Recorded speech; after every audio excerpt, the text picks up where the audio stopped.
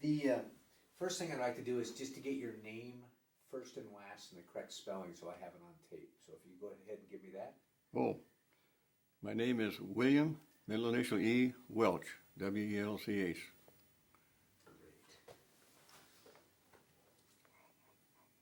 Great. All right. So you're a Washingtonian from forever? Almost, yeah, except during the 4 years I was in the Army in World War II. Other than that, I'm a Washingtonian. Now, did you grow up in the Spokane area? Pretty much so. I was born on a farm in Valley, Washington, which is a small town about 50 miles north of here. And I lived for about 7 years in the Idaho Panhandle. My grandfather and dad were mining men. Oh, really? But for all practical purposes, I've lived in Spokane since 1933. Wow. Now, you said prior to the war you ended up over in Bremerton for a while. Yes, I worked in the Navy Yard there. I got a job in the Navy Yard. How'd you get the job? How old were you and how'd you get the job? I was 19, just turned 19 years, and my dad was working over there. And he said, you ought to come over here and get a job. I had a job, but it wasn't a very good job, but it was a job. So I put in my application and I was accepted. So I moved myself, I was single then, moved myself to Bremerton, and I worked in the outside machine shop. I worked on most of the battleships that were sunk in Pearl Harbor and towed back to Bremerton for reconstruction. And the first one I worked on was the Saratoga, the aircraft carrier that was torpedoed in the Coral Sea. And that's where I was working at the time I got my draft notice. Wow. So where were you when you heard about Pearl Harbor? Do you remember? Yes, I was working here in Spokane in an automobile storage garage, Cooper Garage, and I was working that day, just on Sunday, as everybody knows, and I heard it on the radio. I gotta adjust. When Pearl Harbor got bombed, 19? I was 19. I was 19. So did you realize what that meant at that time? I know a lot of people say, well, I was just a kid. No, yes, I recognized the significance of it. I was also at that time, I was a member of the Washington State Guard because the regular National Guard was federalized in 1941, or 40, excuse me, in 1940, September of 40. And so they had to have somebody to take up the slack. So they recruited what they called the Washington State Guard. And I was a member of that. And we would go to drill down at the armory. We had uniforms and had rifles and had all that good stuff, you know. Not much training, however, because most all of us had another job to do or were going to school or something like that. But when Pearl Harbor was bombed, they put us on guard duty to guard, we guarded the bridges and power plants, telephone exchanges, and our dams and power dams around here, any installation that could be sabotaged, they put us on guard duty. And the police would take us out to our position on the bridge or at the dam or something, give us a nightstick. And I thought, here I am out here in the middle of the night with a nightstick trying to protect this bridge from saboteurs. I thought that was kind of ridiculous. So I said to the policeman, I says, say, I'd like to have a gun out here. Could I bring my gun? Sure, if you got a gun, bring it. So my to-be father-in-law had a pistol that he loaned me. So I was walking around this bridge with that pistol tucked in my belt, feeling pretty big, you know. I had a pistol now. Where was the bridge? Over this side? It was Green Street Bridge, across the river. Are you familiar with Spokane at all? Yeah. Yeah, well, it's down there, out there by the community college there, that Green Street Bridge. Oh, okay. There, up. And then they'd come back every once in a while, the police, and check on us, see if we're still all right, you know. And then when it's the end of our shift, they'd bring somebody else out and pick us up. But we did that only at night. We didn't patrol those areas in the daytime, but at night. I guess you figured it was going to be a night attack. I guess so. So that was my first experience of doing any kind of guard or military duty. Was that taken pretty seriously? Yes. Well, those of us who were going to drill, that was a non-paying thing It was a volunteer thing, and yes, we took it very seriously. And because you felt that was a real threat. well, yeah. Well, I thought if the city government and police wanted us out there, that there was a reason for it. So we went. So then you ended up working in the shipyard, and you got your Navy Yard. Yeah. we're in Bremerton, and, Yeah. and you got your draft notice. I got my draft notice. Yeah. And the Navy had sent me to school to train me to be an ordnance mechanic, and which was good. This was a better paying job, a little more responsibility and whatnot, you know. And so when my draft notice came, I told my supervisor that I had my draft notice. They said, "Oh, don't worry about that. We'll get you deferred." He said, "We need you. We've trained you. We need you." I said, "Well, that's fine." And they even, if I was bound determined to go, they even offered me a slot in the Navy as a third-class petty officer because of my experience in Navy ordnance. Well, I thought, gee, if I'm going to go into service, that sounds like a pretty good deal. But then a light went on up in my head, and I suddenly remembered that I was prone to get seasick. I said, I don't think I want to be seasick for an undetermined amount of time. So I turned down the deferment and was drafted in the Army, and I reported for duty right after Christmas, 2 days after Christmas in 1942 at Fort Lewis.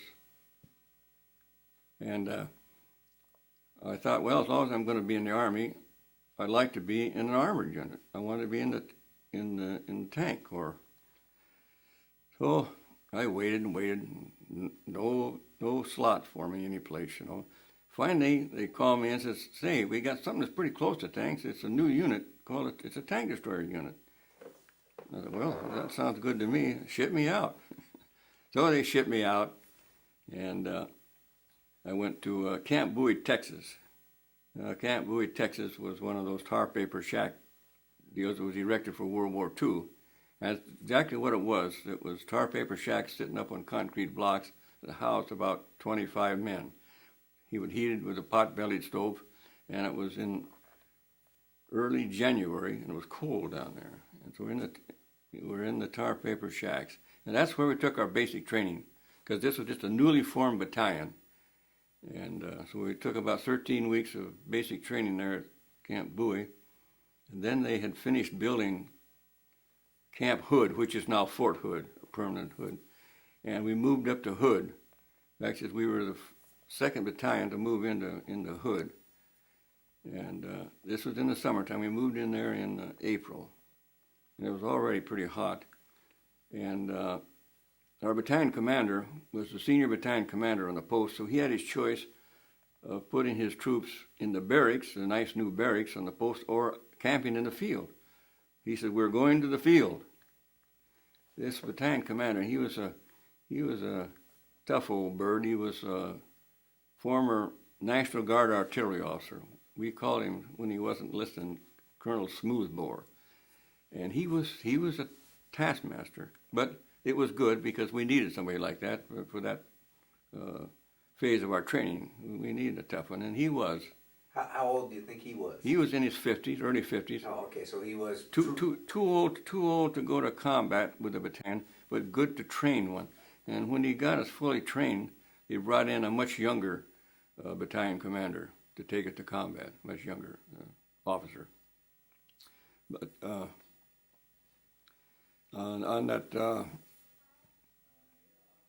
historical background that I made up for Colonel Gordon that I leave you a copy of, there's some stories in there about some incidents that happened there that were kind of humorous. One of them was, it was very hot there, no air conditioning. These were large hangar-type buildings with the classrooms, and it was hot in there, very hot, especially right after lunch. You'd had a hot meal, you'd get sleepy listening to some guy on the yap stand up there, you know, and you'd have a tendency to fall asleep. Well, their cure for that was the assistant instructors. Q6 News is here, the NBC affiliate. They want to come in and shoot a picture. Yeah, that's fine. Just tell them to drop them back. If they have questions, I'll answer after. The news is gonna, Q6 is gonna Okay. sneak All right. in on us. Here. Oh, We'll all just keep All right. on chatting away. So, a couple of the assistant instructors were armed with M80 firecrackers. I don't know if you're familiar with an M80, but that's a very powerful firecracker. About as powerful as a quarter-pound stick of dynamite, you know. So if you fell asleep, they'd roll one of those under your chair. Well, needless to say, that was a rude awakening. Then, when we were in the field, we were taking demolitions training, and we're out in the field, and there's no shade down there in Fort Hood, no shade at all. And it must have been 110, I don't know. And we were studying hand grenades.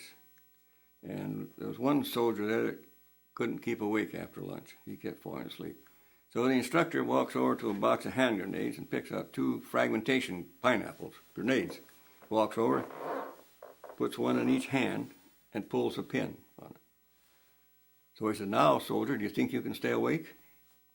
Well, these were dummy grenades, but the soldier didn't know that. But needless to say, he didn't go to sleep. So there were some humorous things that happened along the way. When did you actually start working with the physical tank destroyers? Well, when we moved to, when we were at Camp Bowie, taking our basic training, we had that half track with the 75 on, the one that they used primarily in North Africa. That's what we had initially. Then when we moved to Camp Hood, they took those away from us, and they made us a towed unit. We had a 3-inch naval gun mounted on a 105 howitzer carriage, towed with a half track. We had a 10-man crew because we were not only qualified and equipped to do direct fire against tanks primarily, pillboxes or troops or anything. We could also were trained to do direct fire, artillery type fire. And in combat, we did a lot of that for harassing and interdiction fires because that ammunition for that 3-inch gun wasn't as costly as for a 155 or a 105. But at Hood, we trained with the towed gun behind this half track. And then we didn't become self-propelled until in combat when we had paused at the Ruhr River. And at that time, we made the switch from our towed guns to our M10 tank destroyer. And I gave you some photos of the M10. It resembles a tank, except it's a much larger silhouette. And the main difference is the turret is open. It's not closed like a tank is. The turret is open. But it had a bigger gun than the tank. It was faster, and very good vehicle for tank destroyer work. It had a very thin skin on it. Didn't have the heavy armor like tanks had. But if you were hit with an 88, it didn't make any difference how much armor you had. It's going to go through you. So you didn't have to worry about whether you had 4 inches of armor or whether you had 8. That thing was going to go through you. So you landed at the beach when? D+? We landed on the beach on D plus 20. We were scheduled to land earlier, but the channel got so rough they couldn't land our equipment. So we sat out there seasick. There was why you didn't get in the Navy. Yeah. So what was your duty on the destroyer? Well, at that time, I was a sergeant, and I was a gun commander. And I was in charge of the 3-inch gun and a 10-man crew. That was my job at the time that we landed on the beach. And at the time we landed on the beach, the troops were only about 4 miles inland.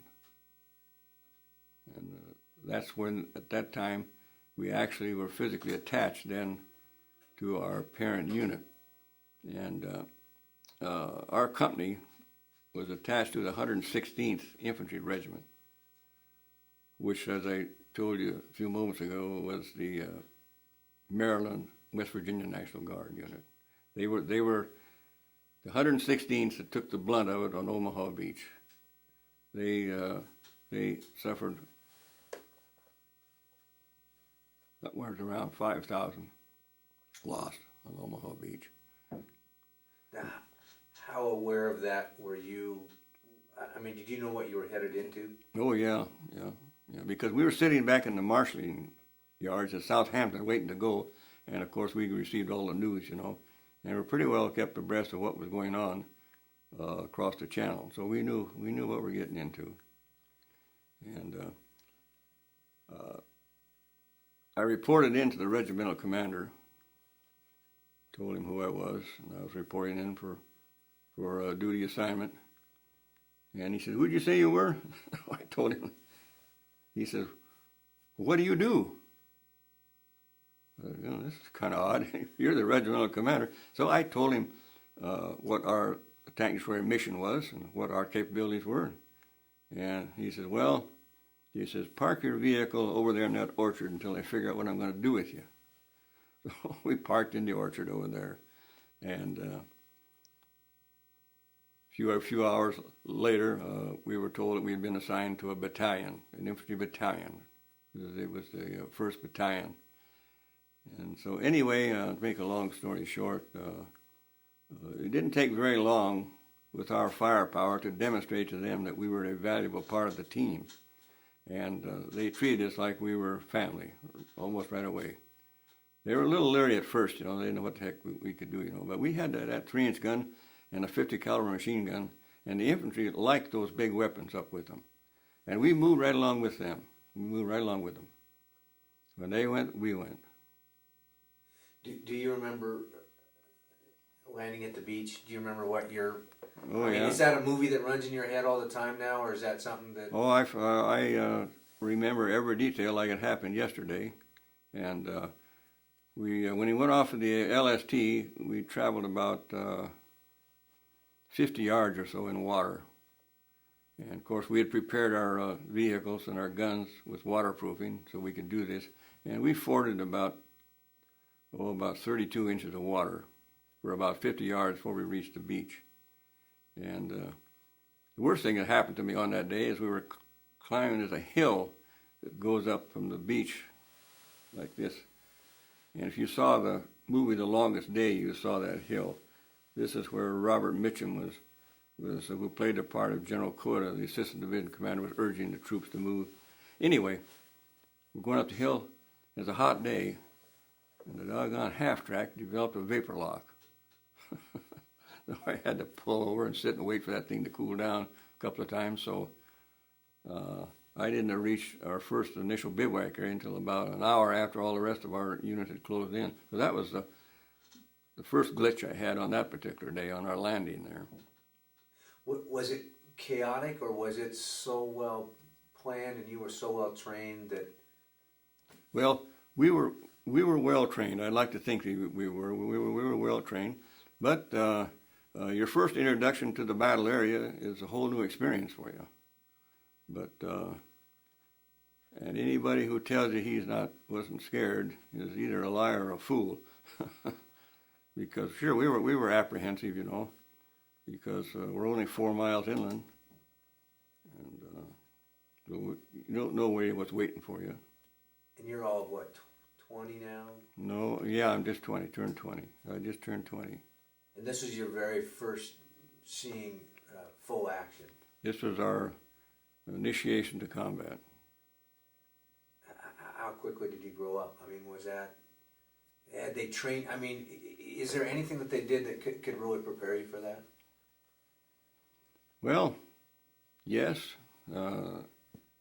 There were many basic things that they taught you from the first day that they started giving you your basic training that you need to apply at all times, to help you to survive in the battle area. And if you learned your lessons, and I think we did, but no two situations are quite alike. Every day was a new experience.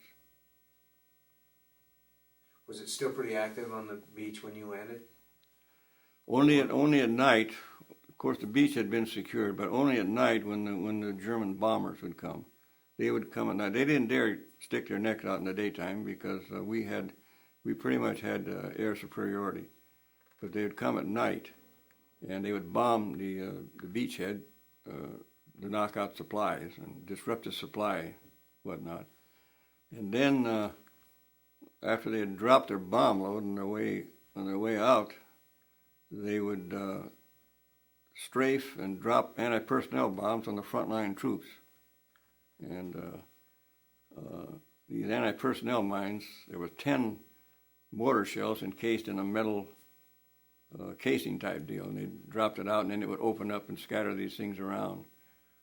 And they were more harassing than anything else because we were all dug in. I mean, we were in our foxholes, and we slept in them, and that's where we were. But we nicknamed him Bed Check Charlie, because every night Charlie would come and tuck us into bed with a few anti-personnel bombs and some strafing. You knew they were coming. Yeah. So when was the first time that you saw daylight action? That you had to go into to duty with your tank destroyer? Well, we were in the defensive posture at all times because our job was to protect our forces from enemy tanks. But in Normandy, there wasn't a lot of tank activity there because of the hedgerows. It was poor tank country, very poor, narrow roads, and it made the tanks vulnerable to anti-tank guns that were towed anti-tank guns that the Germans would dig in, and all that would be above the ground would be the muzzle. And so it limited greatly the movement of armor. But so our position was that we were always in a position to defend against German armor. And sometimes you'd get to shoot, sometimes you didn't. So you tracked in from the beach. How far did you end up going with your? You went in across the river. You went in. How far in before you started? Because you came out of a kind of more of a village setting into cities and things of that sort. Right? The first big fight that we had was St. Lo, and as you know, that was a long, hard fight. And that was our last stronghold. The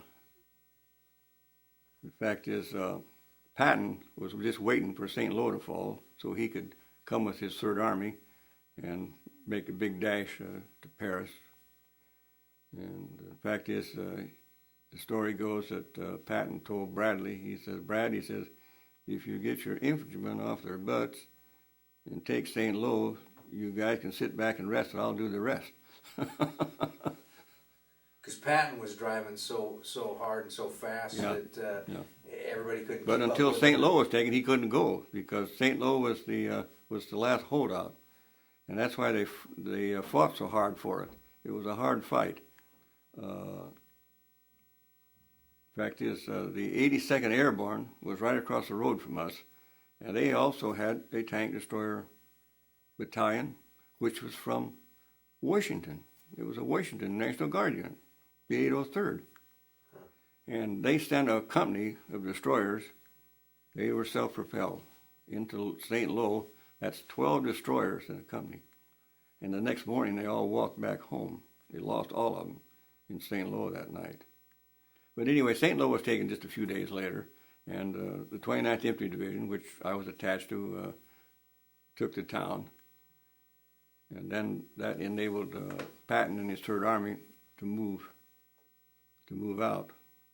Before that, he had no maneuver room. He couldn't move. Now you faced a tank head to head and had kind of a close encounter. Is that a close encounter several times? Yeah. I think the most spectacular one was in the town of Jackarth, which is a small town, very small town. And it was between the Ruhr and the Rhine River. And we had attacked the town early in the morning. When I say we, I'm talking about the infantry, and our destroyers had attacked the town. We took the town, but we hardly had time to prepare to defend the town or to continue the attack when the Germans launched a powerful counterattack. They had 8 tanks with them, and they counterattacked almost immediately so they could recover and get their act together. And they left 2 tanks out about 1,500 to 2,000 meters. This was rolling hill country, and they left them in defilade out there so they could fire on the town. But we didn't have much of a target. All you could see was the tops of their turrets and their gun. And they sent the other 6 tanks around to the flank, to flank the town. And they came into town. They came into town and raised a lot of havoc. They knocked out 3 of our destroyers, and I was the only one left. And I was busy exchanging fire with these 2 tanks that are out there at 1,500 meters or so. And next thing I knew, my company commander climbed up on the back of the destroyer and tapped me on the back, and he says, Welch, they're in behind you. Oh, well, that's great. So anyway, I had to move. So we moved to a position to meet them head on. And there was, I'm at one corner, and he's at the other corner, one short block away. And we're both peeking around the corner with our turrets, hoping to get a shot. Well, we got the first shot in, but it bounced off of that frontal armor, that Tiger tank. I could just as well throw a snowball at him. And so I says, we can't stay here. He's going to come down here and punch us out, because all we had to shoot at was the frontal armor, and that's 8 inches of homogeneous steel. Our gun couldn't penetrate it. So we were backing up to take another position, and we had manual traverse on the M10 destroyer, whereas tanks had power traverse, so they could traverse that turret much quicker. And I don't know whether my gunner was slow in traversing or whether the driver was a little too anxious to get out of there, but we backed up, and the end of the muzzle caught on a telegraph pole sitting there, and it stripped the traversing mechanism. And that turret spun, I swear it spun for an hour. It didn't, but I swear it did. It was spinning. So I ordered the crew to abandon the tank, and we took our bazooka with us, and we had a light machine gun, and the rest of the crew was already out, and I had this 30 caliber machine gun cradled in my arms, and so I was standing on the engine compartment getting ready to leap off of the tank when that second round hit us. I think I probably leaped about 8 feet off of that thing. But anyway, to make a long story short, with the bazookas that we had in that town, we knocked 3 of their tanks out and drove the rest of them out, because they did a dumb thing. They didn't bring their infantry in with them to protect them from individual tank measures. That's important. They didn't do that. It was dumb of them. And so we were able to sneak up on them and with these bazookas and knock them out. But when I say we saved the town, but it was not only our efforts with our individual tank measures, but I was looking through my field glasses, and I see more antennas traversing across out there about 300 meters than I'd ever seen before. And it was the 2nd Armored Division, the Hell on Wheels. They bailed us out. They bailed us out. Because I don't think that those tanks would have left that town unless they knew that Armored Division was coming. I don't think they would have. So I don't know what would have happened. I may not be here today.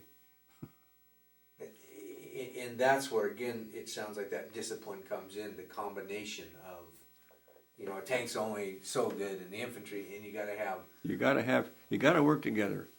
And because now if you're attacking in an open area where the tanks can see well, it's not so important, because it's difficult for anybody to sneak up on you. But if you're in a town, especially the streets are narrow in Europe, and you're blind, and because of the enemy infantry, you have to button up, or they'll shoot you with a rifle or a machine gun. So you're buttoned up, so they're blind. So they got to have their infantry on the ground to protect them from this guy with a bazooka, or a Molotov cocktail, or the Russians probably stopped more tanks with a crowbar than any other method. Those Russians, they were pretty bold, and they just sneak up on a tank and jam a crowbar into the track mechanism. You throw the track. And once the tank is stopped, you just sit and duck. Because I was going to say, the tank's limited in the fact that it's got, one gun and then maybe a other gun, but that's it. If you can get in close enough, then... Yeah, and if he's buttoned up, you can sneak up on him, probably. Or if he's in it, he can't do nothing about it anyway. He's inside. You're outside, you can't do nothing.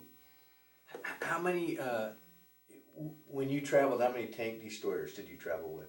Well, there was, I belonged to a battalion, and there are 3 line companies in a battalion, and each line company had 12 destroyers. So that was a total of 36 destroyers in a battalion.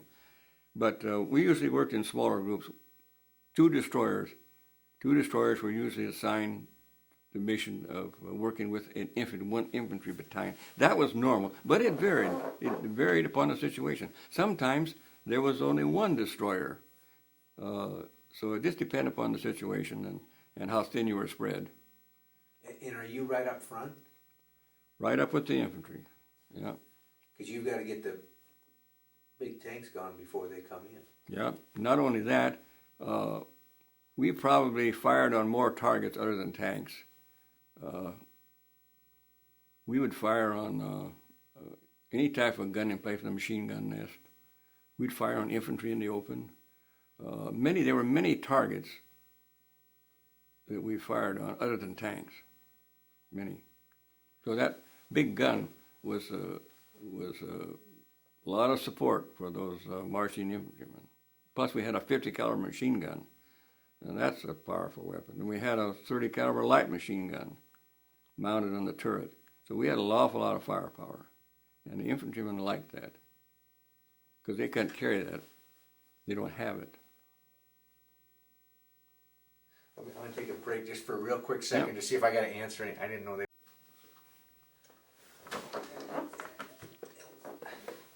In the South Pacific, you know, you had the fearful. I mean, because the Japanese were hidden and everything like that.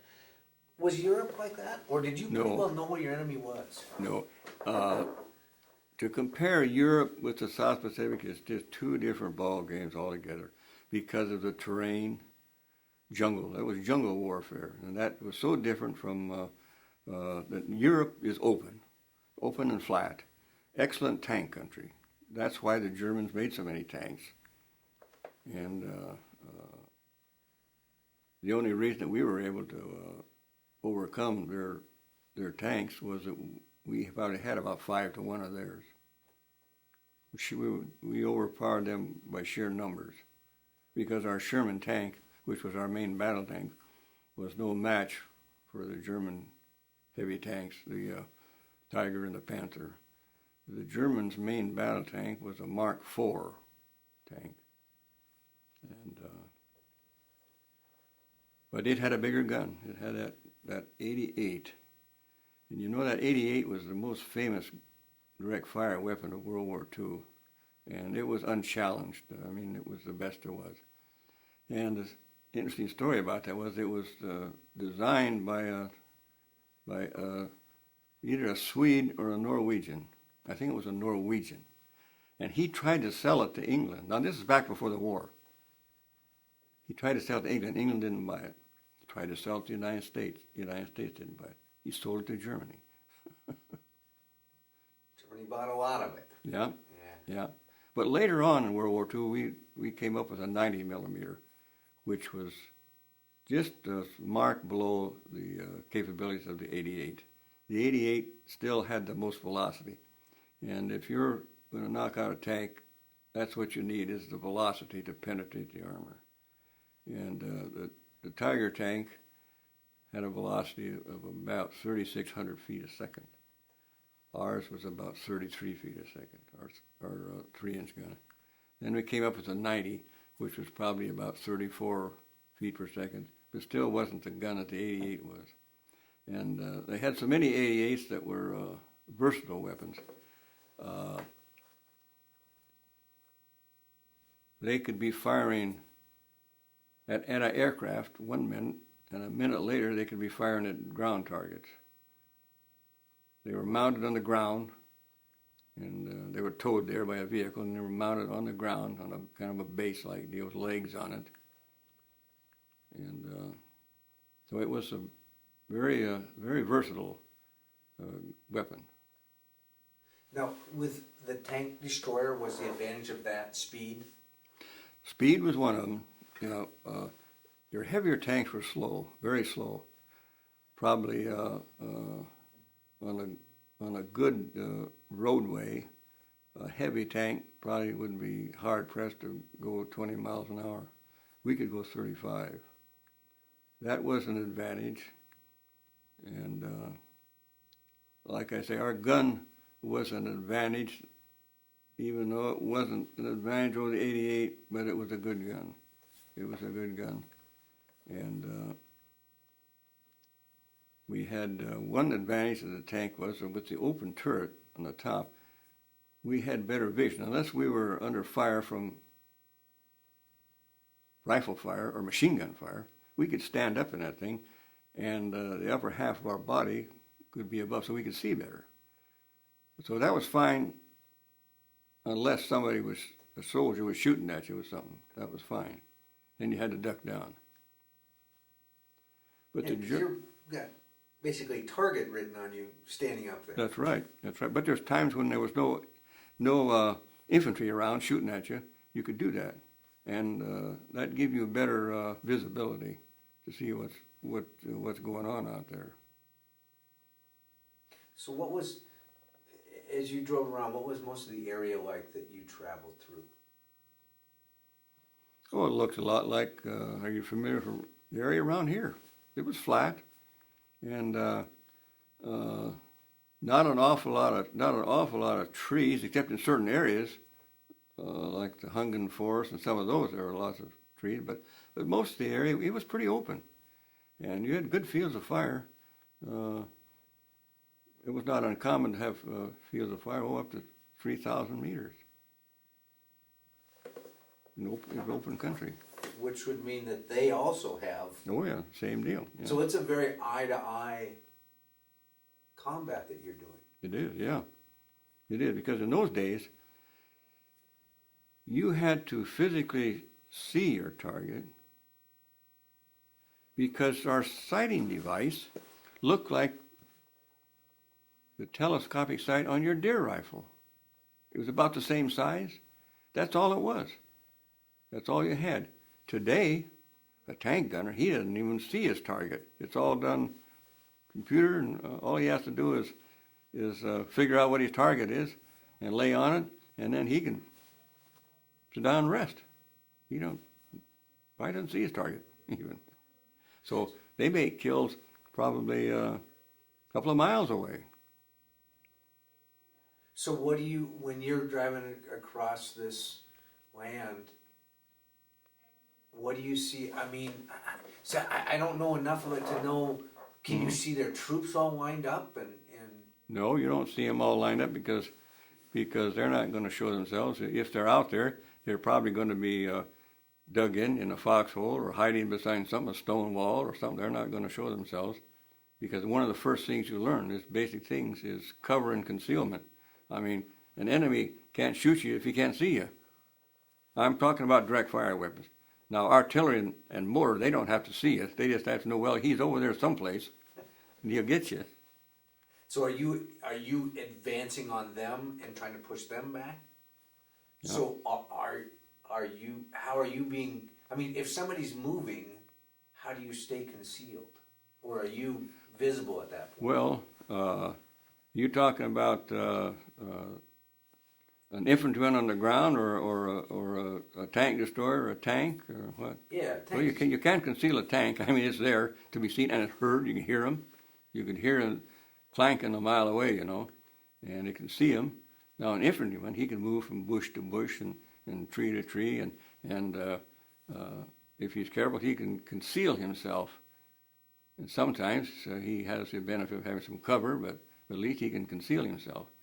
And this was one problem we had when we first started working with the infantry, they didn't want to be around us very close because they knew that tanks and tank destroyers draw fire. They draw the enemy fire. They know that. So they don't want to be around.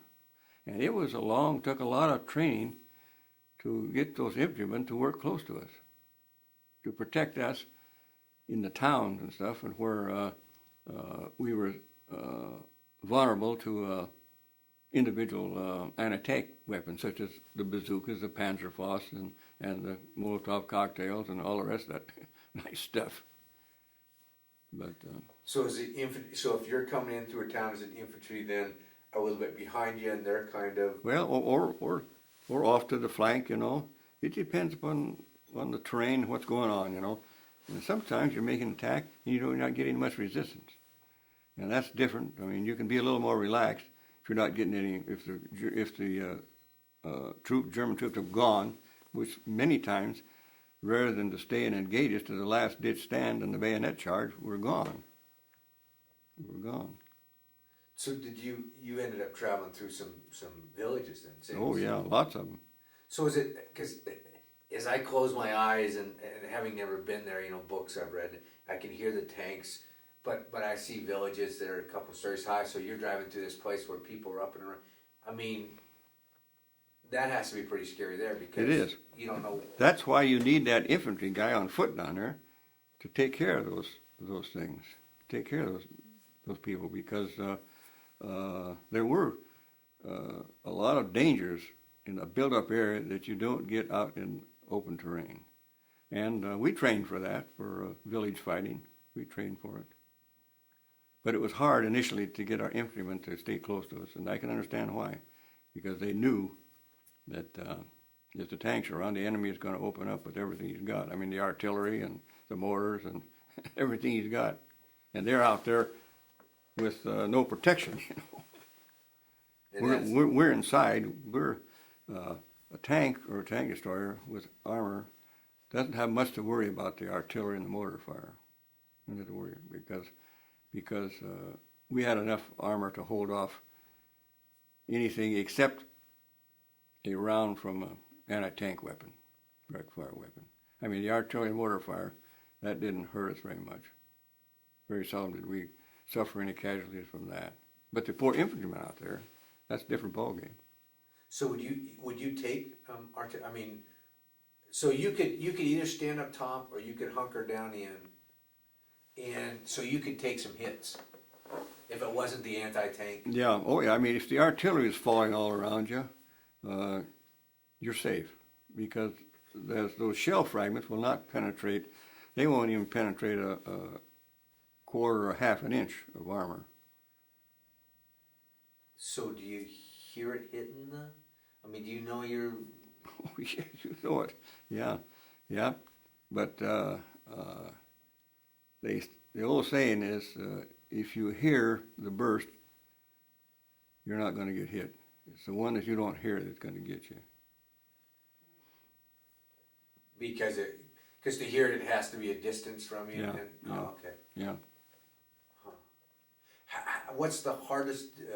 You told about the one where you caught your barrel on the telegraph pole. Was that the hardest hit you're? Oh yeah, by far. Yeah, yeah.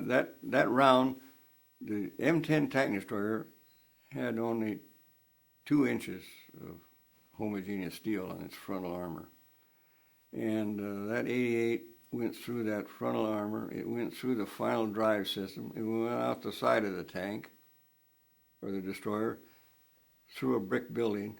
I don't know where it went to after that. I don't know where it went. And how big is that? I mean, is it? An 88 millimeter is about, it's 25 millimeters to an inch, so it's about 3.5 inches, about 3.5 inches in diameter. The projectile is, and the projectile itself is about that long. And is it, as it goes through, it's also supposed to throw, as it breaks your. But what it does, it forces, it produces a lot of fragments off the inside, the metal coming off from the inside. It starts throwing that. Yeah, yeah, yeah.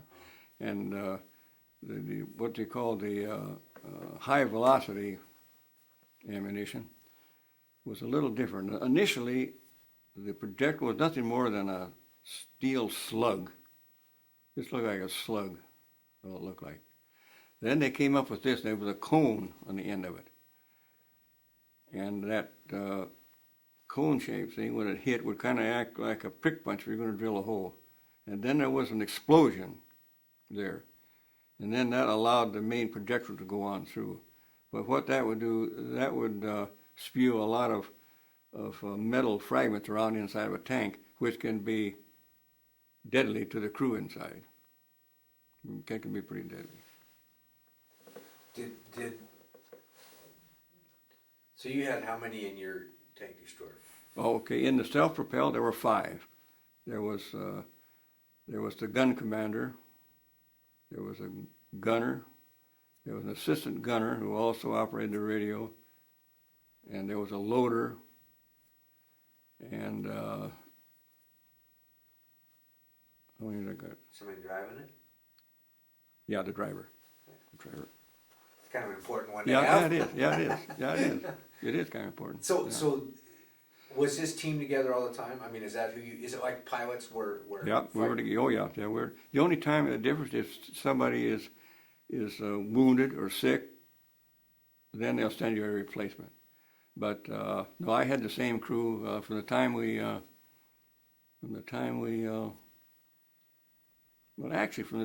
formed up in Camp Bowie, formed into squads.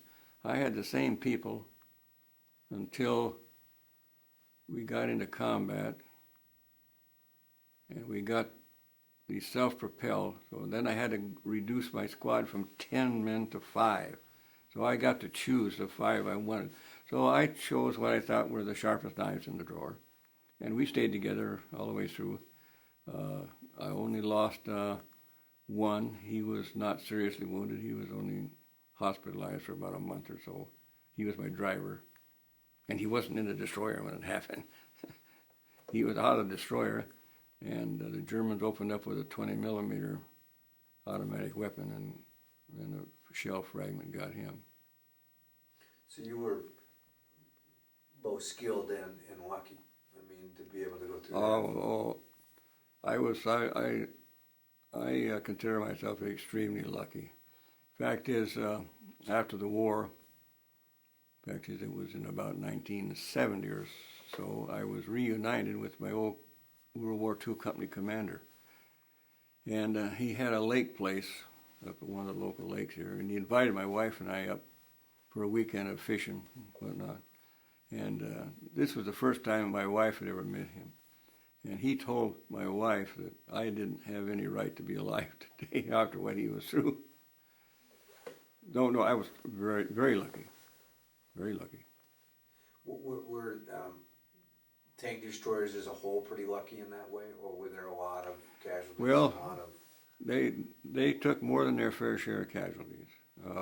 Our battalion, we had 680 some men in our battalion, and we had 27 killed, 107 wounded, and we had some missing in action after one engagement, but they all showed up in a POW camp later. So actually, considering the ratio, our losses were not as great as the infantry. There's where the great losses are, and that was one of the most heartbreaking things that I ever saw was seeing those soldiers, their bodies thrown in the back of a 2.5-ton truck. Now they did it with care. They didn't do it like they were throwing a log in there. They did it with care and concern. But that's the only way they could get them back, haul them back in a 2.5-ton truck, and they were stacked in there like cordwood. And that's pretty gut-wrenching when you see that happen. How does a person deal with that? I mean, I assume everybody's different, but, and that's war, but for somebody that never has been there, hopefully never will face it. Well, I suppose the first thing that comes to, and I'm glad that I'm not one of those in the back of that truck, I suppose. God has spared me. But you just got to have faith, I guess, that one of these days this thing is going to be over with and we can all go home. Is it the wife that you're leading? I mean, because you're traveling to Europe, I assume you, like everybody else, it was wet. It was, of course, you weren't down the ground, but it's wet, it's muddy, it's. Well, yeah, that's true. Well, the weather over there is not much different than it is in Spokane, really. I mean, they have winters over there. The winter of 44 and 45, while the bulge was going on, severe winter. We were living outside. We were outside all the time. And you were more concerned with coping with the elements of the weather than you were fighting the enemy. Fighting the enemy was secondary. Just to survive was your primary goal, was to survive. But it was cold. Do you think that actually in a way was kind of an advantage because it took you away from having to, I mean, your mind works in a lot of different ways, but war and staying warm and surviving and. Yeah. Yes, I suppose so. But the thing that kind of balanced it out, the poor German soldier was in the same boat. He was cold too. So sometimes the action kind of slowed down. Because it wasn't like action every minute, right? I mean, there was a lot. You would have a fight, and then what was it like? Yeah. Well, there were times when we would drive 100 miles and never hear a shot fired in anger.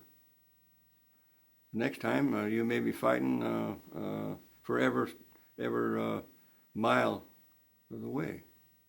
So it was a sporadic thing. Depends upon where you were and what the tactical situation was.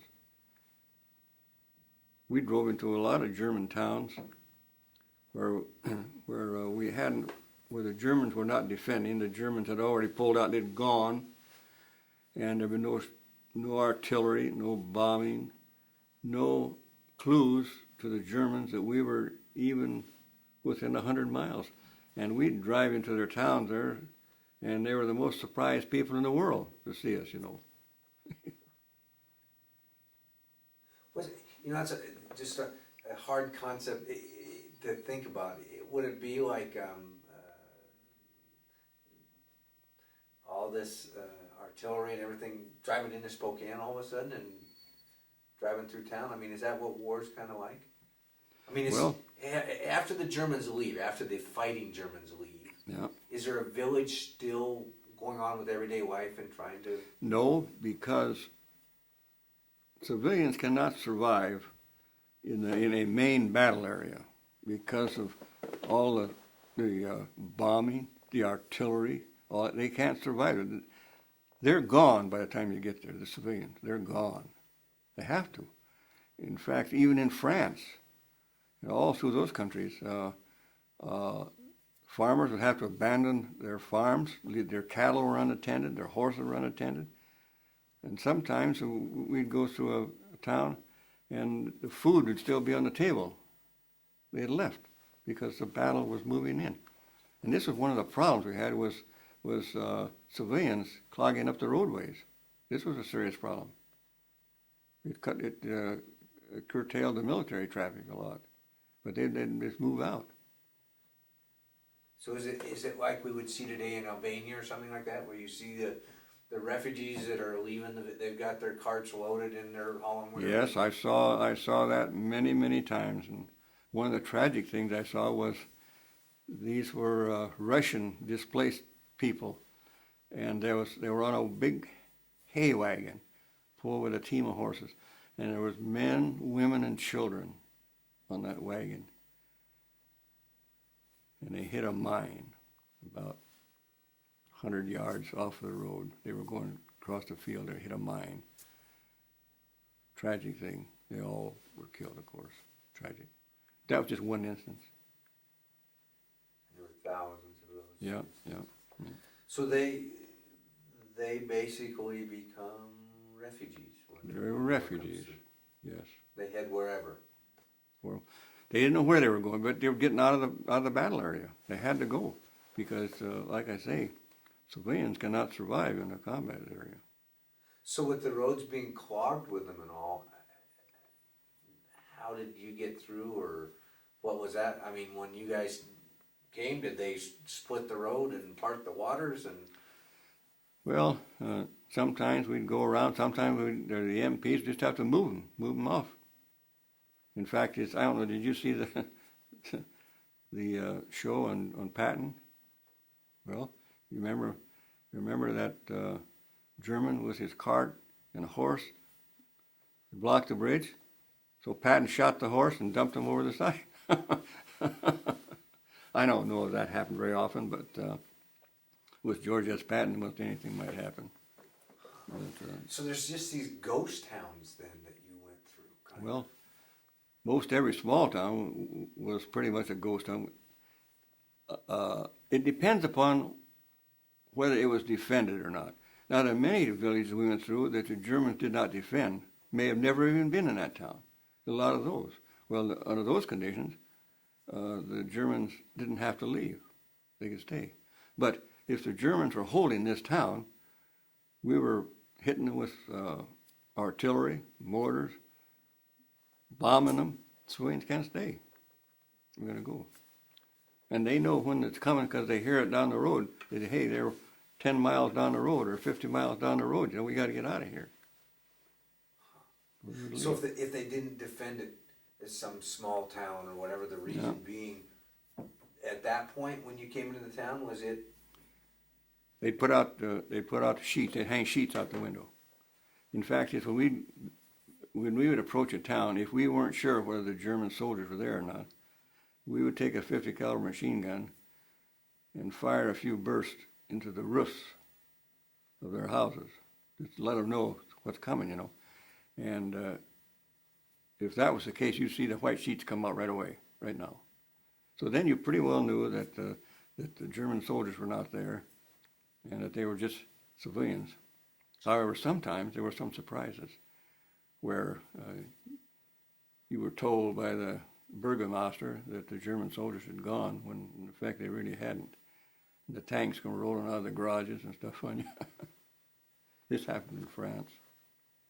Because I mean, to hear you describe, you know, the hanging of the sheets and the Geneva Convention and all that, it's kind of like little kids playing war. You know, bang bang, you're dead. You count to 20, come back out. So if they don't have white sheets, we're at war. If the white sheets are there, well, we can trust them. But did you let down your guard, or was it constantly? Well, we didn't let our guard down, but we didn't open fire on them until we knew that they were not friendly, or that the Germans had not gone. But that didn't happen very often. To my experience, it didn't happen very often. We had one experience where that happened. It was in France, and it was in the town of Vire, which is just outside of St. Lo. Another hard fight. And the leading elements of the battalion went in there. They contacted the burgomaster and several other of the older male civilians. And they said, no, the Germans have gone. So they moved on into town on the basis that the Germans were gone. And all of a sudden, these damn tanks come driving right out of their garages there.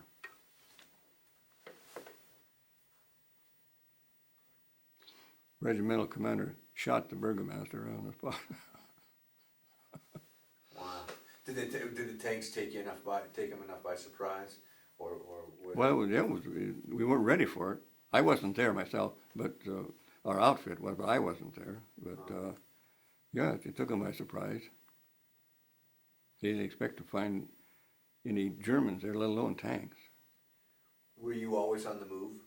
Yes, most always. Except there were some times when we'd have to stop for maintenance. Doing maintenance on armored vehicles is a big chore in any place. They require a lot of maintenance, and maintenance takes time. So you'd have to stop once in a while and do your maintenance, you know, and refuel. And then sometimes there'd be 2 or 3 days of rest and whatnot. But it wasn't very often that we weren't on the move. We were on the move most of the time.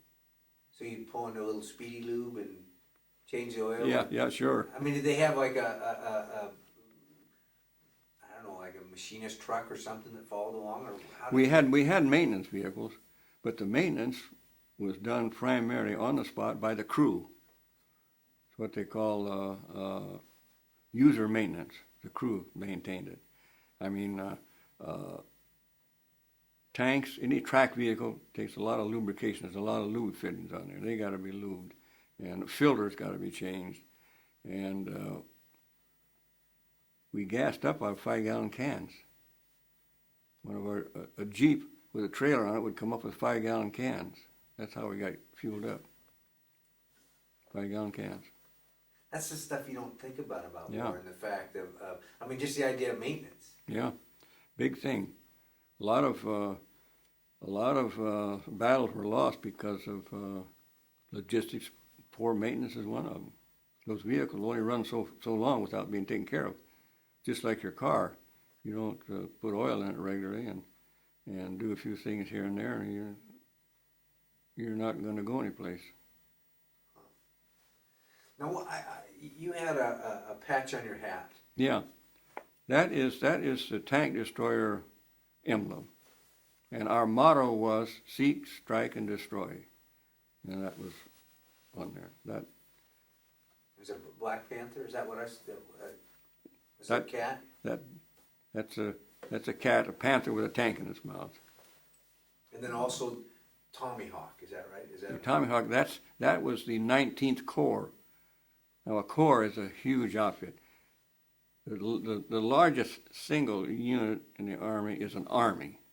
Like Patton had the Army, Bradley had an Army, Mark Clark had an Army over there. And then comes the Corps, and there's 3 corps to every Army, it has 3 different corps. And the 19th Corps was one, that's the Tomahawk unit. And our division, the 29th Division, was assigned to the 19th Corps, and of course we were assigned to the 29th Division. So that's how that worked. It's amazing to try to keep track of all this, because I mean, there's thousands of soldiers and all the machinery and how you run a war. Is amazing. Another hairy experience I had was when St. Lo fell. They sent us down to Brest.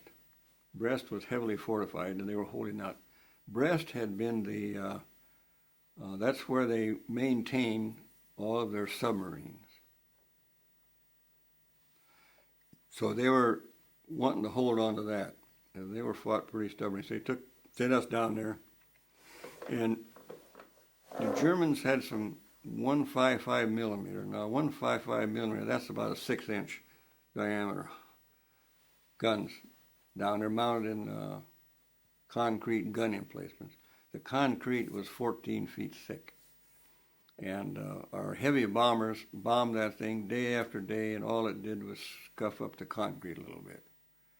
And these guns were raising havoc with the land forces. And so our battalion commander got an idea that maybe with one of our direct fire guns, one of our 3-inch towed guns, we could maneuver into a position facing the gun, and maybe we could get some rounds inside the gun emplacement and damage the firing equipment. No way could we knock the pillbox out. And so the mission was assigned to our company. And the company commander had the platoon leaders draw straws to see which platoon got the mission. Our platoon leader drew the short straw. Now he's got to decide which gun is going to go up there. So I drew the short straw. So we put our gun in position about 1,500 meters in the face of this 155 millimeter gun. That we put it in position at night.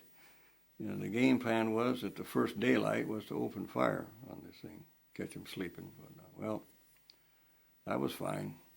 We opened fire, and we got about 5 rounds off, and all of a sudden, I think that every artillery piece and mortar that the Germans had in the Brest area opened up on us. Well, they knocked us off of the hill, We lost our gun, we lost our half-track. Fortunately, I had 2 men slightly wounded, but that was a close call. That was a close call. I gotta switch tapes every second. It's beeping me in the ear. So. But the intelligence found out that what they were doing, so they ordered us to destroy that ship. So one of our guns destroyed a boat. For a tank destroying a boat. It's kind of odd. So they were using the Red Cross as a guise. Yeah, yeah, cover up. Huh. No. That's, you know, again, that's where where we've created war, and then we've set these rules, and it was the South Pacific, the rules were not accepted, but yet here is this, you know, if you went into one city, you and the Germans would fire at each other. If you were in another city, it might be a safe zone. So, yeah. So that must be a weird. Well, you know, the main difference between the environment in the South Pacific and in Europe was that in the South Pacific we were fighting an enemy that had stabbed us in the back at Pearl Harbor. From the time that happened, everybody literally hated the Japanese. I mean, they did. They hated them, you know. And as a result of that, in the initial combat over there, like on Guadalcanal, for instance, we didn't take any prisoners. We didn't take any prisoners. They could have, didn't take any. Whereas in Europe, we're fighting a guy that looks like you and me, you know, thinks like you and me, and hadn't directly stabbed us in the back yet, you know. So it's a different environment. I mean, you had a different feelings. We had a different feeling towards a German soldier than our soldiers had towards a Japanese soldier. And it's understandable. Yeah, it is, because like you said, we got stabbed in the back, but yet there's still this, that person's going to shoot at me if I don't shoot at them. Oh, that's right. Oh, yeah, sure. It was kill or be killed, the name of the game in war. That's one of the first basic concepts, you know. No doubt about whether no matter what his nationality is. Is that a hard thing to learn? I mean, because we're a pretty humane society, and most of our life we're taught the golden rules, and, you know. Yeah. Well, I don't know. When I would see German soldiers, I came in contact with them, both dead and alive. And I always thought, well, somewhere that young man has a mother and a father, maybe a sweetheart, you know. What a loss. And he was just there doing his job like I was.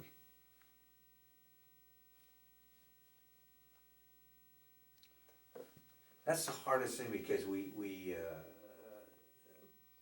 one gentleman we talked to really disliked dictators and said that the wars were run by dictators, and you know, it's the poor individual that suffers from the war.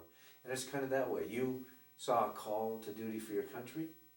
That German Answered the same call from his country. Yeah. Yeah. And we're taught, you know, we read our history books over here, and we did the right thing.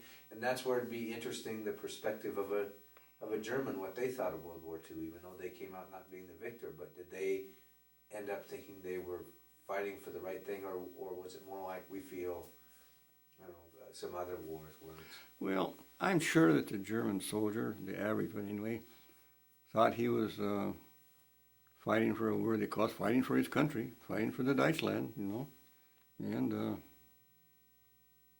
which is a normal thing. But it all boils down to the old saying that war is hell, and we got to quit that. The world's got to quit that nonsense. Terrible.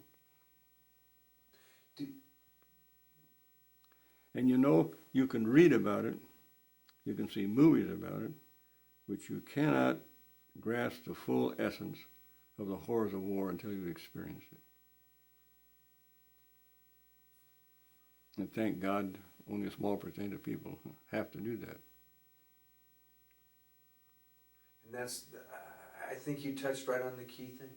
It's like so many things that you could tell me all about it and all that, but and I mean, I've listened to lots of stories, and I mean, I know the atrocities that happened. I know in a very scholarly way, but yet that reality of what it is that you're out there, what it was like, what the first time that you heard shell fire come in, what was the first time that you saw a soldier that had been wounded or killed, what and what that must have, how that must have changed your life.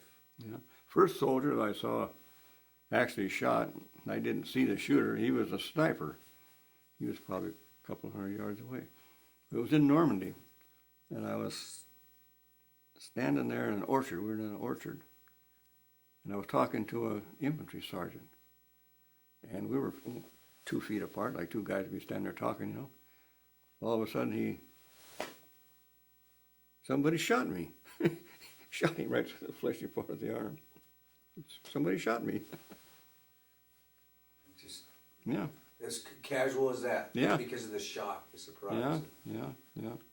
But I just put on his first aid packet, and he went on his way. But one of the most heartbreaking things I saw was in Normandy, and before St. Lo fell. It was a hot day, and the casualties were heavy. These 2 young aidmen had a wounded soldier on the litter, and they were walking down this road, narrow road. They were walking with him. And every once in a while, they'd stop and tend to this soldier. And then they'd go a little further and tend to him. And they finally lost him. Now, these 2 medics, I don't think they were over 20 years old. And they just sat down and bawled. So that's just one of those incidents that you think about, you know, and how bad that those 2 young medics felt that they couldn't save this guy.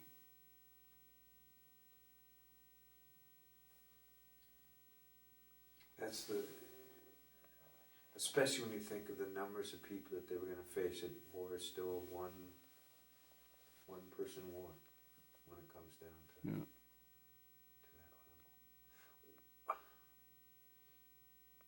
Do you think that there's a message from World War II for the generations to come that you and I'll never meet? Well, first of all, they got to know about it. And the ones that know about it are not long for this world. So I think what you're doing here is going to help to correct that situation. But to answer your questions, what lessons will we learn? I don't know. You know, if human beings haven't learned what the horrors of war are yet, I don't know if they'll ever learn. Look what we had going this 7 or 8 years ago in Desert Storm. I mean, fortunately, our country, our losses were very, very minimal, but there was one hell of a lot of Iraqis killed, and they're human beings. Did you ever face a moral dilemma with war? No, not really.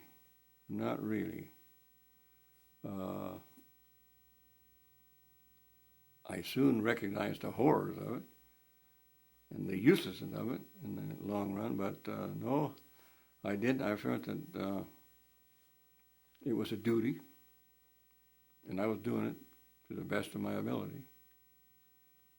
And if an enemy is going to shoot at you, you ain't got time to figure out what I should do morally. I mean, you're going to do what you were trained to do. You're going to hopefully shoot him first. One thing I was grateful for was, in my time, my role in combat, I never looked into the eyes of anybody that I shot. I'm sure that we killed and wounded a lot of them, but it was 1,500, 2,000 yards away. I didn't see it. But an infantryman, he's face to face with him and he has to shoot somebody. That would be a hard thing to do. So having the distance help Well, your yeah, mind that find a helped. way to? That helped. It's like the bomber. It's like the bomber pilot and his crew up there. He knows he's going to kill people, but he doesn't see it. He really doesn't.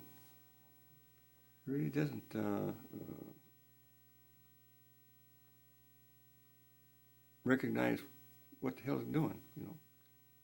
It's just a big green Yeah. land down there. Yeah.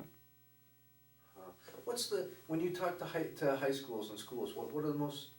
Is there a most common question that kids ask? No, not really. There were just various questions, but I can't say there was any common question that they asked. But they just seemed to be generally interested in what it was all about. Politically or emotionally or? Well, more emotionally than political. I don't think those high school sophomores were much concerned about politics yet. When you got drafted, were you? Because you weren't much older than those. No, that's right. Was it a political thing for you, or was it just the thing to do? You weren't looking at the big picture. Well, it was my thing to do. I mean, all of my friends and my male relatives of draft age were gone, and so I didn't have any problem with accepting my obligation to my country. I didn't have any hesitation. I could have ducked out. The Navy would have got me deferment. I could have ducked out, but I couldn't do that. And I knew I made the right decision when my dad put me on the bus in Bremerton to go to Fort Lewis. He said to me, I hate to see you go, son, but he says, I wouldn't have liked you anymore if you hadn't have gone. He was a World War I veteran. But I knew I'd made the right decision when Dad told me that. Well, that had to be, again, there's that interesting dichotomy. I mean, here's your dad who understands war, he was there. But yet, how hard that must have been for him to send you off knowing what you're going to face, but also that pride or patriotism that played into it all that. Right, and I'm sure that prevailed in many other, with many other individuals too. I don't think that my situation was particularly unique. Were there other? Did you have brothers or sisters? I don't have any sisters, but my brother and every one of my male cousins that were of age all went, without exception. Did all your brothers come home? I had one, yes. Yeah, he came home. So was your dad proud of you when you got home? Oh yeah, I think so. Yeah, he was. Do you remember where you were when you heard that the treaty was being signed? VE or VJ Day? VE. VE Day. We were up on the Elbe River, just sitting there doing nothing, waiting for something to do, you know, because it was over with, and we were. Tell you a little funny story. Like I told you a few minutes ago, that we were ordered to stop at the Elbe River, not to cross. But the Russians came across. And there was quite a few women soldiers, infantry soldiers, carrying submachine guns. So we were having a party in a room about the size of this, and a table, not quite this big, but a big table. And the Russians brought vodka with them. So we're sitting around this table, swapping, getting acquainted, you know, and drinking vodka. Well, all of the men had stacked their arms over in the corner someplace, you know, but not the women. Those women sat there at that table with their submachine gun across their lap. I never could figure out whether they didn't trust us as a soldier or didn't trust us as a man. But those Russian women, they were not handsome. These were Ukrainian women. Some Russian women are beautiful, but there's a lot of them from the Ukraine are kind of homely, homely ladies. They were probably worried that a little too much of that vodka might start making them look good. Yeah, So they yeah, I suppose, but that was kind of humorous. Then our next duty was they sent us back to a small town outside of Bremen on the Weser River, and we were doing military government work. And that is, first thing they had to do was to take care of all the displaced persons, and there were thousands of them. These are people that the Germans had used for forced labor. They were living in makeshift barracks, fenced in. And gosh, there were French people in there, Poles, Ukrainians. I don't know how many other nationalities were in there. And they'd been there so long, there were families with kids. There were little kids, too. And our job was to get these people prepared for return to their homeland. So now we got to segregate them. So we take all the French and put them over here in this compound. All the Ukrainians over here, and the Poles over here, over here. Next morning, you come back, they'd all be back together again. Well, you split up these families, they'll be back together again. So we didn't put any guards on them. We didn't want to do that because they're not our enemy, So finally, the only way we could do it was to put guards on them to keep them in there. And then they would escape or leave their compound, and they'd go out and milk the Germans' cows. They'd get up early in the morning before the German go out and milk his cows. So we'd get these complaints from the burgomaster that those DPs were milking the Germans' cows. we finally got them separated and got them shipped out, but that was an experience. But it was better than war. Did you? So you didn't face any of the concentration camps or anything? I didn't physically see them, but I saw some movies that I doubt if the general public has ever seen, and well, all you had to do was see a little bit of that to recognize the horror of that. So the camp that you were at, that was the slave labor camps, basically. Yeah, forced labor, yeah. Wow. Yeah, mostly women, Ukrainian women. I had the Ukrainian compound, and it was fenced in. They were sleeping in barracks, double bunks with straw ticks for a mattress. First thing we had to do was delouse them, and then we made the burgomaster of the town there feed these people. That was his obligation, to keep them fed, so they wouldn't be out and milking Fritz's cows and pulling up their vegetables out of their garden and stuff like that, But anyway,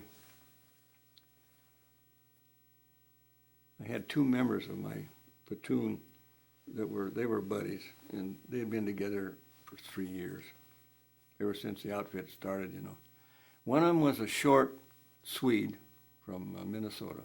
He was a lumberjack, short guy. The other guy was a tall guy. He's an Irishman from New York. He was a stevedore. Well, they were on guard this night.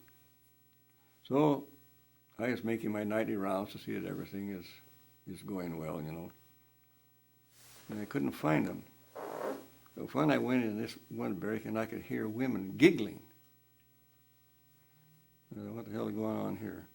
So I went in there, and the short lumberjack was going along, copping a feel on the women in the lower bunk. Just copping a little friendly feel. The girls were giggling.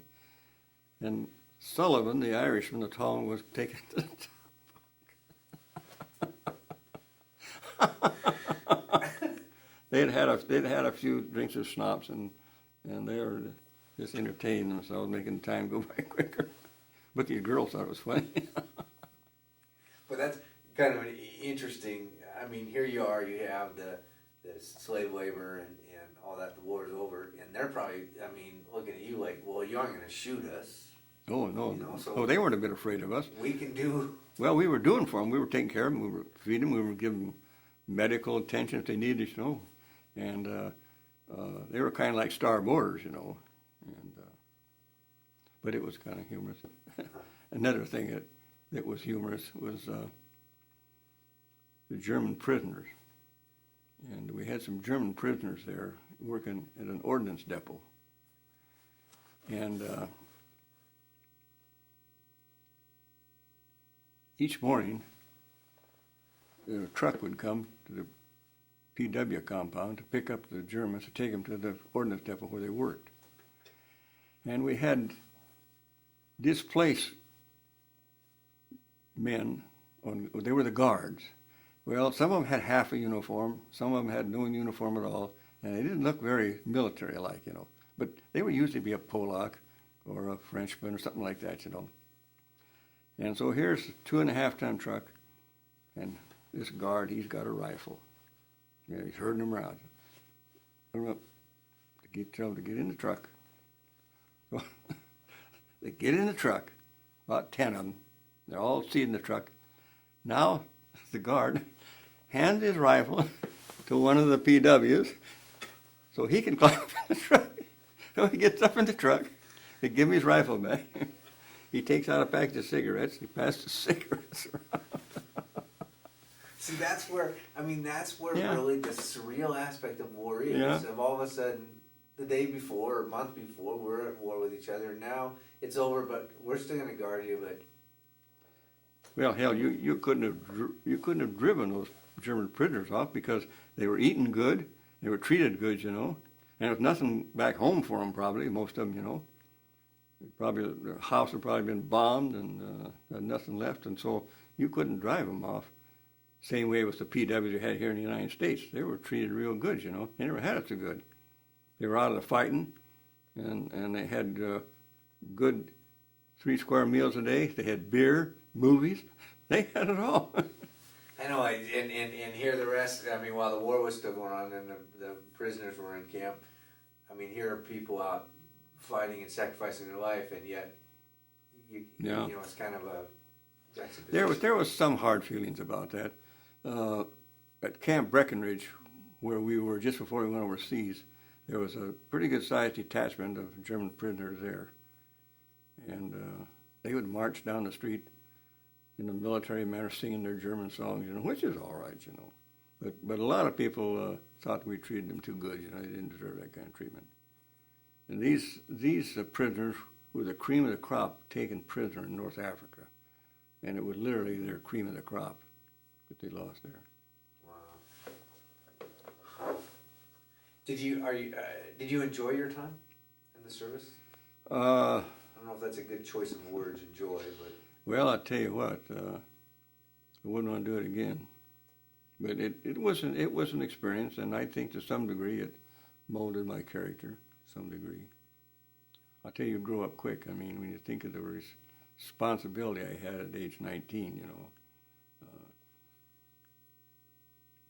Of course, I was old for my age. The average 19-year-old kid today wouldn't be ready for that. He may make a soldier, but to assume the leadership position is something else, you know. Well, that's it. A lot of the 18, 19-year-old kids were teaching people that were 35 and 40 years old because they had some talent that came in with them. And age became invisible to a certain extent, it sounds like. Well, and some people are made to lead, some are made to follow, and you got to have both. And you just wish that the followers would know that they're not leaders. Yeah. And I saw many, many good troops, not only during the war, but after the troops, that would have made capable leaders. But they didn't want any part of leadership. They were just contented to be a grunt. But then you need the grunts. That's right. And that's the biggest thing that one of the things we're showing is that you know, history a lot of times, it talks about all the heroes.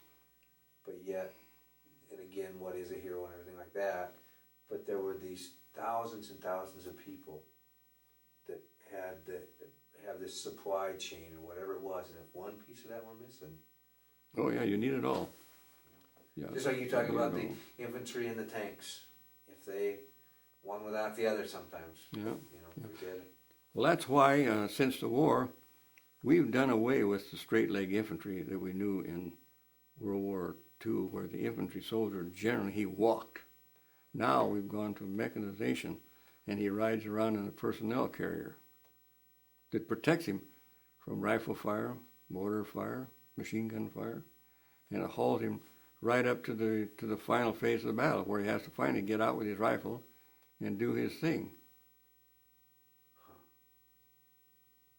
And we've even more recently we come out with the what they call the Bradley fighting vehicle. It was a very controversial vehicle, but now it's actually a fighting vehicle. The personnel carrier was not designed as a fighting vehicle. It was a bus. It was a battlefield bus to get a soldier from point A to point B safely. But the Bradley fighting vehicle is something else. It's a whole new ballgame. Yeah, it's pretty impressive. Yeah, they have two of them here in Spokane at the National Guard unit.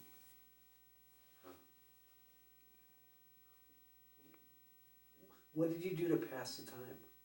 If you had, now you were on the move a lot, so there wasn't a lot of just sitting around. But I assume, what did the guys talk about? Oh, you name it. You name it.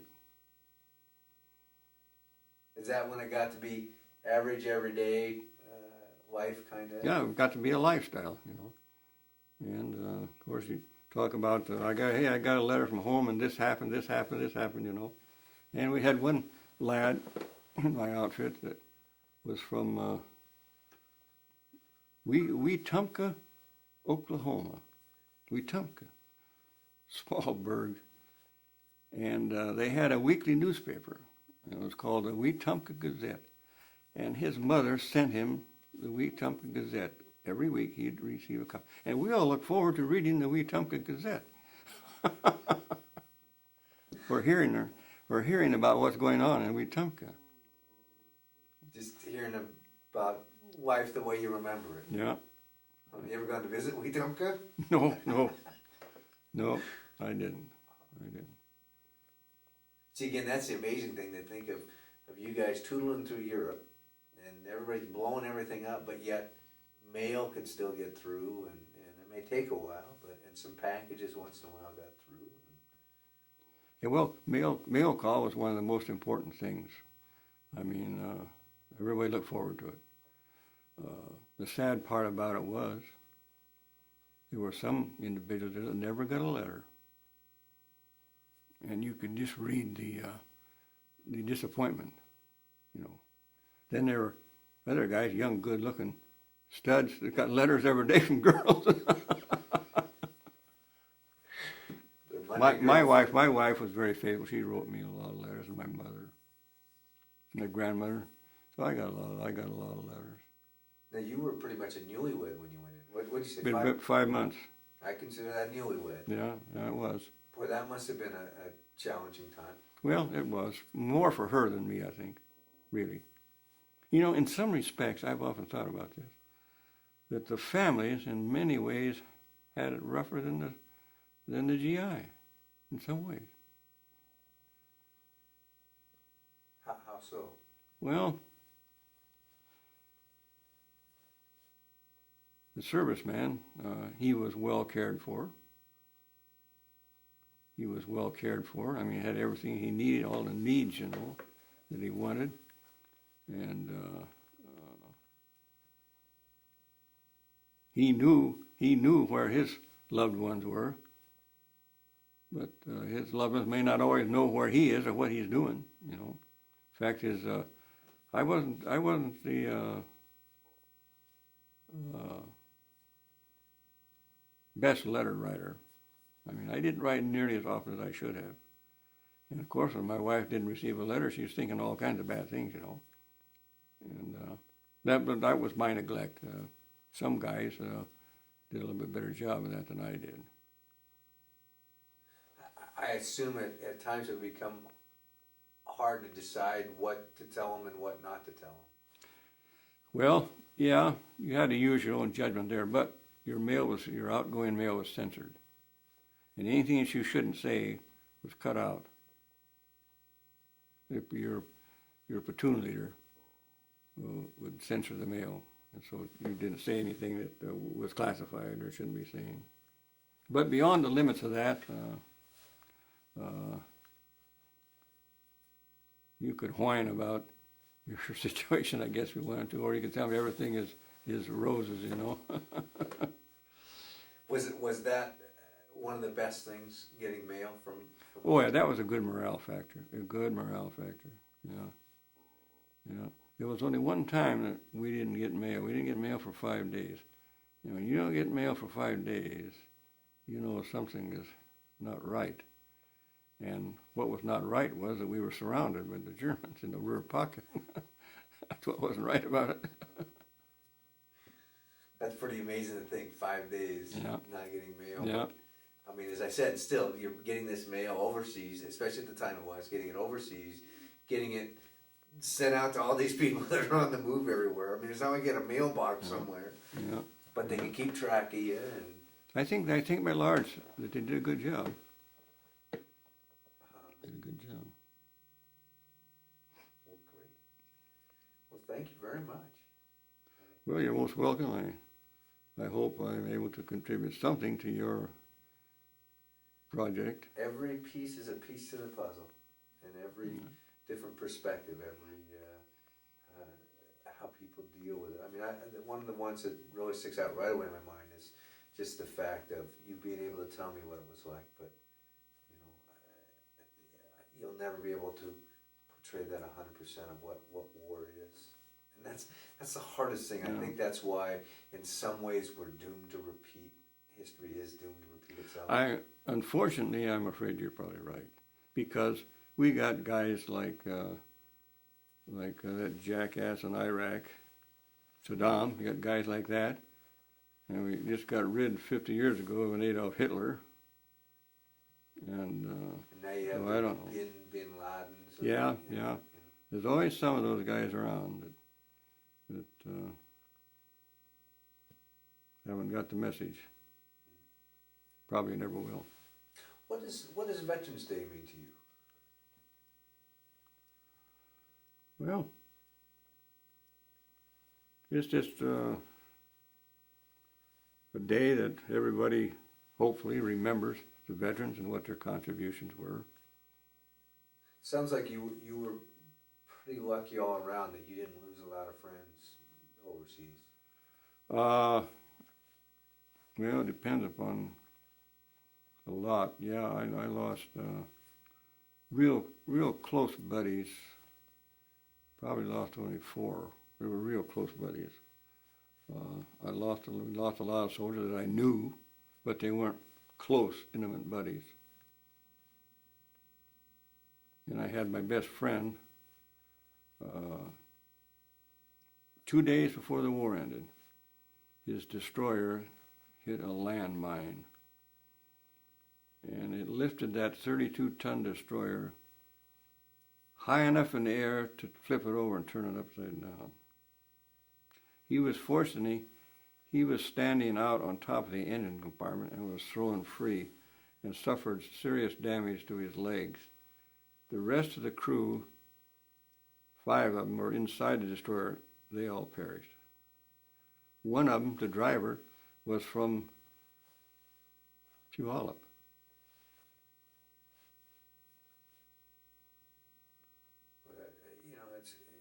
It's always a tragedy, but even more of a tragedy of... And it's one thing that I regret I didn't do. When this happened, the company commander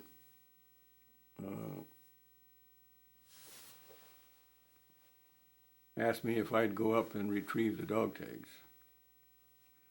Well, I said yes, I would. So I went up and I retrieved the dog tags. And when I got out of the Army, I thought to myself I should go to Puyallup and look up the parents of Elmer Rossback. And somehow I couldn't get myself to do it. I don't know why. I should have. And I knew I should have, but I couldn't do it. I couldn't do it. Because I think now that it probably may have in some way finalize this thing. Someone coming, telling them that I retrieved his dog tags, you know. And I know that that was him that perished in that destroyer. But never got done. That would be a tough one to. Yeah. And again, if they had already put closure. Yeah. And then, Yeah. you know. And then to console myself, I thought, well, don't open up Pandora's box. I mean, this might just open up that wound again. Who knows? It's amazing. 50 years, 50 years ago, all this happened, and the different ways that people have handled it, come back. As soon as they got decommissioned, they got their papers, honorably discharged, and that was the end of it. And for 50 years, they put it away. Yeah. Of course, myself, like Roy Pearson and Kurt Baskin, we stayed on in the reserve components. Roy Pearson, I served in the Army National Guard for 20 years. And I was active in the Reserve and National Guard until I retired in 1978. Really? Wow. So I actually did 38 years of military service. Whereas most of them, like you said, they come home, kiss their wives, go back to their civilian job, and maybe some of them hang out a flag on Veterans Day or something like that, you know. But they don't, majority of them do not stay in close contact with the military community, which I have. In fact, I still do volunteer work at Fairchild and the Retiree Activities Office out there. I've talked to some that they're extremely proud of their service. Well, they should be. But yet, we came back, and like you said, they kissed their wife, they had a family to raise, their country was getting put back together, and they went on. And they just, when you talk to them, they just did their job. Yeah. I mean, it was like they said, I went to work at the factory. I went to Europe. I went to South Pacific. I did my job, and a lot of them, particularly a lot of the ones that have had extensive combat duty, don't want to talk about it. You know, are reluctant to talk about it. Get too emotional. And that's the hard thing. You know, it's really interesting because that's a dilemma I face here, because there's some of that I want to know about, but only if somebody's willing. And I talked to just the toughest Marine you ever meet, and he was a prisoner of war over in Japan. And when he started talking about what happened to his friends, I mean, that was it. But then, like, gosh, I'm trying to think, Richard Carson that I talked to. I know Dick Carson real well. He didn't, and I don't want to know the blood and guts in court, but he just didn't want to. We'd talk about the Ticonderoga getting hit, and maybe Dick told you this, maybe he didn't. He was a Navy fighter pilot off of a carrier, and he landed with his wheels on. Oh no! I didn't tell you that. Put her down on the. That was the end of his flying days. Oops. Old Dick Carson, yeah. So I saw him just last Sunday. We had a dinner together. He's quite a guy.